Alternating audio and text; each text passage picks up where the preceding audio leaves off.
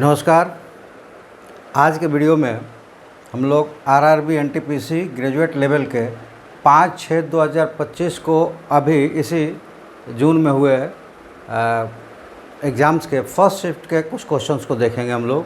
Salil salary was first reduced by 15% and later increased by 10%। By how much percentage was his final salary less than his initial salary. Hindi में अगर पढ़ाए इसको, सलील का वेतन पहले 15% घटाया गया और बाद में 10% बढ़ा दिया गया। उसका अंतिम वेतन उसके शुरुआती वेतन की तुलना में कितने प्रतिशत कम था। बड़ा आसान तरीका है करने का और वो मैं आज बता रहा हूँ। कॉम्पिटिटिव एग्जाम्स होते हैं तो उसमें कुछ एक पॉइंट्स होता है जिसमें एस्पिरेंट्स को वो घुमाने की कोशिश करता है। बस ये आपको पकड़ना है। 15% घटाया जाता है तो उसकी इनिशियल सैलरी मतलब उसकी प्रारंभिक सैलरी है वो उसमें, और जो बढ़ाया जाता है तो जो घटा हुआ सैलरी है उसमें, और इसमें अंतर होता है। देखिए, अगर 100 रुपया है और इसमें से 10% घटाया जाएगा तो 10 रुपया घटेगा, ठीक है। और ये घट के 90 हो गया और इसमें अगर 10% बढ़ाया जाए तो 9 रुपया बढ़ेगा। मतलब कभी इसकी तुलना नहीं करेगा। जब भी किसी फाइनल में से बढ़ाकर और उससे भी कम परसेंटेज, उसके बराबर भी परसेंटेज अगर बढ़ाया जाए तो वो पहले वाली सैलरी के बराबर नहीं होगी, कम ही होगी। तो देखिए क्या करना है हमको। आप लोगों को करना क्या है कि पहले सैलरी को 100 मान लें तो 15% उसका 15 हो जाएगा, घट के ये हो गया 85, ठीक है। और इसका 10% आपने घटाया तो इसमें 10 से भाग दे देंगे, यानी कि 8.5, ठीक है। तो बढ़ाना है तो ये ऐड हो गया, तो इसको हम क्या करेंगे, ऐड कर देंगे। ये मिला कितना, 93.5, और इसको इनिशियल में से माइनस कर देंगे क्योंकि 100 हमने मान लिया है तो जो नंबर आते जाएगा वही परसेंटेज होते जाएगा। तो 93 100 में से माइनस करेंगे तो ये आएगा 6.5 और यही परसेंटेज हो गया, जो कि यहाँ पे question number second, answer number second में दिया हुआ है, ठीक है। तो इस तरह का क्वेश्चन आए ना तो आपको कोई भी कैलकुलेशंस की किसी भी तरह की घबराने की ज़रूरत नहीं है। आप इनिशियल सैलरी को 100 मान के जैसे जैसे कह रहा है वैसे घटाते जोड़ते चले आइए।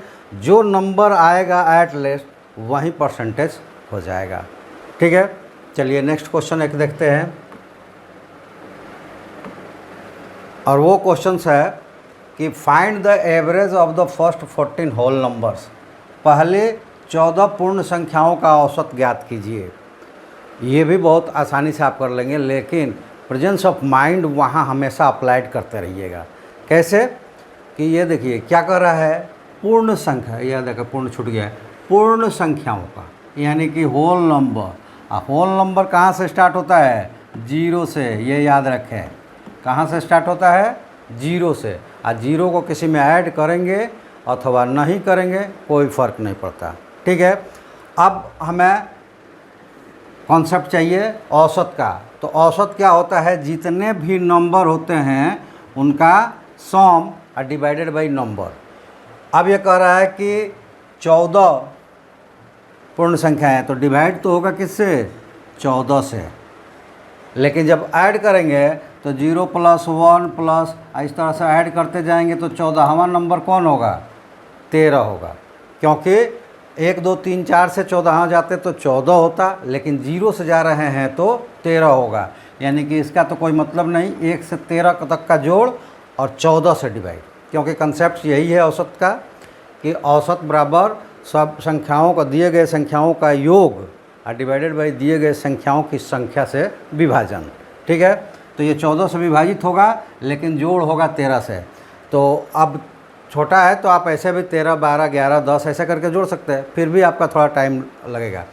तो ये होता है कि प्रकृत संख्याओं का लगातार संख्याओं का जोड़ होता है। अगर लगातार n संख्याएं हैं तो उनका जोड़ क्या होता है, n × n + 1, यानी कि आखिरी संख्या और उसमें एक जोड़ कर डिवाइडेड 2। तो इसकी जगह रखे हैं तो 13, और गुणे 13 में एक जोड़ेंगे तो 14, अब बटे में 2 था तो ये 14 से 14 कट गया, इससे कटेगा 6.5, जो कि आपका आंसर हो जाएगा पहला वाला 6.5। तो इसमें भी घबराने की कोई ज़रूरत नहीं है। अगला एक क्वेश्चन ले लेते हैं,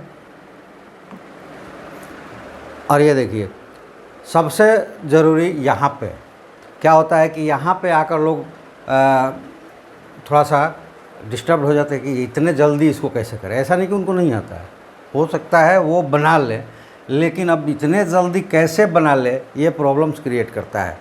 तो यहाँ देखिए जैसे हमने ले लिया कि ए बी सी और डी ले लिया। अब जो दिया हुआ है पहले उसको देख ले। तो यहाँ पे दिया हुआ है ए बी दिया हुआ है 17, बी सी दिया हुआ है 8, सी डी दिया हुआ है 9 और ए डी दिया हुआ है 12, लेकिन इसका एक डायगोनल भी दिया हुआ है और ये दिया हुआ है 15। और वहीं डायगोनल हमारे लिए सबसे ज़रूरी टर्म्स होगा, क्योंकि वो जब है तो हम आसानी से निकाल सकते हैं। तो कैसे निकाल सकते हैं, तो शॉर्ट में पहले आपको बता दें कि शॉर्ट कैलकुलेशन कैसे होगा, और उसके बाद आपको बताएंगे कि ये आया कहाँ से। तो क्या करेंगे कि इसको दो भागों में हमने बांट दिया। एक त्रिभुज हो गया ADC और दूसरा त्रिभुज हो गया ABC, दोनों के एरिया को जोड़ना है। तो क्या करेंगे, पहले मान लीजिए कि ABC वाला है, ABC वाला में ये तीनों अंकों को जोड़ दें, कितना हो जाएगा 17, 15, 32, 8, 40 है, उसको आधा कर दें। आधा करने के बाद जो आएगा ये आया 20, और अब इसमें गुणा किसको करना है, घटाते जाएं 20 में से 15 में, 20 में से 15 घटाएंगे 5, 8 घटाएंगे 12, 17 घटाएंगे 3, और इसका निकालना है हमको वर्गमूल। अब वर्गमूल निकालना है तो ये हो जाएगा 4 गुणे 5, और यहाँ 5 है ही, और इसमें हो जाएगा 4 गुणे 3, और यहाँ 3 है ही, तो ये 3 मिला, ये 5 मिल गया, ये 4 मिल गया। तो 3 गुणे 5 गुणे 4 बराबर 60 यहाँ मिल गया। इसी तरह इधर करना है तो 15 और 12 27 और 9 36 आएगा, कितना आधा उसका 18 गुणे, अब 18 में से 12 माइनस करेंगे 6, 9 माइनस करेंगे 9 और 15 माइनस करेंगे 3, तो ये हो गया 6 गुणे 3 और यहाँ गुणे 6 और गुणे 9 गुणे 3, तो ये देखिए 6 6 मिला, 3 3 9 और 9 यहाँ मिल गया। तो यहाँ से क्या निकले 6, क्योंकि इसका भी स्क्वायर रूट निकलना है, तो ये निकल गया 6 है 9, कितना हो गया 54, और 60 और 54 को जोड़ देंगे कितना हो जाएगा 114, 114 पर टिक लगाया। अब बात आती है कि ये कहाँ से आया। कोई भी ट्रिक्स कहीं से आता नहीं है, उसके कंसेप्ट्स होते हैं, कंसेप्ट्स को हम जानते हैं तो उसके जो टर्म्स है, चूँकि हमें यहाँ केवल टिक लगाना है, चाहे गोला दिया होगा उसको क्या करना होगा, फिल करना होगा। और ज़्यादातर आजकल ऑनलाइन हो रहे हैं तो कुछ नहीं करता, ले जाकर क्लिक करना है। ये तो और आसान हो गया है, क्योंकि इसको भरने में कुछ समय लगता है, लेकिन अब तो केवल ले जाकर टिक कर दीजिए वो भर जाता है। तो ये कैसे आया, तो इसके लिए उस थॉट्स को मैं बता देता हूँ कि ये कैसे आया। तो किसी भी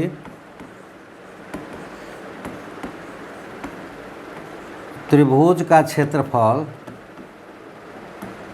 अगर त्रिभुज की तीनों भुजाएं दी गई हो तो वो होता है under root S, S minus A, S minus B और एस माइनस सी, और इस फार्मूले को कहते हैं हेरोन फार्मूला, आप लोगों ने पढ़ा होगा पीछे।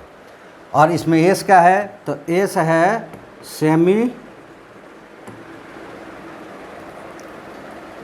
पेरीमीटर, अर्ध परिमिति। इसको हिंदी में अगर पढ़े तो क्या कहते हैं, अर्ध परिमिति। और ये होता है S is equal to A plus B plus C by 2, और ए बी सी क्या है, ए बी और सी, ये क्या है, त्रिभुज की तीनों भुजाएं, त्रिभुज की तीनों भुजाएं, ठीक है। तो तीनों भुजाओं को जोड़कर आधा कर देंगे, वो सेमी पेरीमीटर आएगा, अर्ध परिमिति।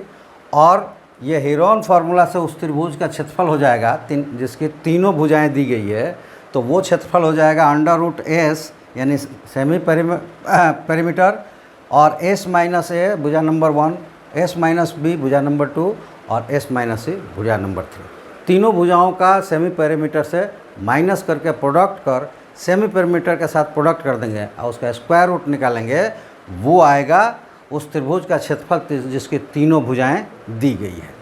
तो चलिए हम आशा करते हैं कि आपको ये अगर समझ में आ गई हो कि शॉर्ट में कैसे हम बड़े से बड़े क्वेश्चंस को बना लें, तो लाइक सब्सक्राइब शेयर ज़रूर कीजिएगा। तो चलिए आज के लिए इतना ही। Thank you. जय हिंद।